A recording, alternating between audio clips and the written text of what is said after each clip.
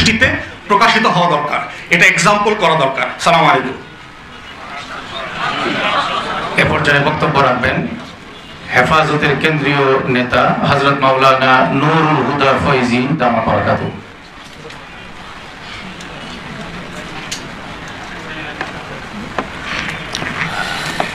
नहमदुहु व नुसल्ली अला रसूलिहिल करीम अम्मा बाद अऊज़ु बिल्लाहि मिनश शैतानिर रजीम बिस्मिल्लाहिर रहमानिर रहीम اليوم أكملت لكم دينكم وأتممت عليكم نعمتي ورضيت لكم الإسلام دينا آمنت بالله صدق الله مولانا العظيم وعن عباس بن عبد المطلب رضي الله تعالى عنه قال قال رسول الله صلى الله عليه وسلم ذاك طعم الإيمان من رضي بالله ربا وبالإسلام دينا وبمحمد نبيا أو كما قال رسول الله صلى الله عليه وسلم बरसाएंगे जब ही खून दिल और खून जगर हम देखेंगे तब ही नुखले मोहब्बत में समर है।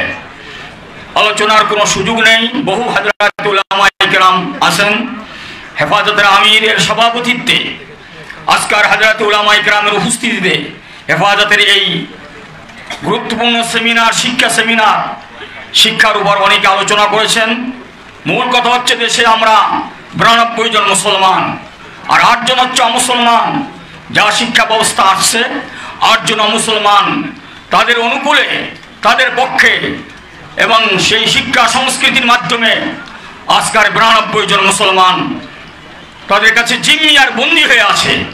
এখান থেকে উদ্ধার করার যে প্রোগ্রাম হাতে নিতে হবে অত্যন্ত গভীর চিন্তার সাথে আমাদের প্রত্যেকটি মুসলমানের অন্তর থেকে আল্লাহর রুবুবিয়ত, আল্লাহর উলুহিয়ত চিরদিনের জন্য মুছে দেওয়ার ষড়যন্ত্র চলতেছে।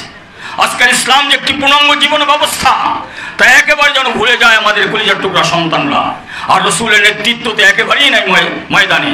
আসুন এর জন্য ঐক্যবদ্ধভাবে আমাদেরকে এমন কিছু করতে হবে, এমন কিছু প্রোগ্রাম নিতে হবে, আমাদের প্রত্যেকটি কলিজার টুকরা সন্তানকে উদ্ধার করতে হবে, প্রত্যেকটি মুসলমানকে সোচ্চার হতে হবে, এদেশের প্রত্যেকটি মুসলমানের গৃহকে একটি আদর্শ কোরআনী মাদ্রাসায় পরিণত করতে হবে।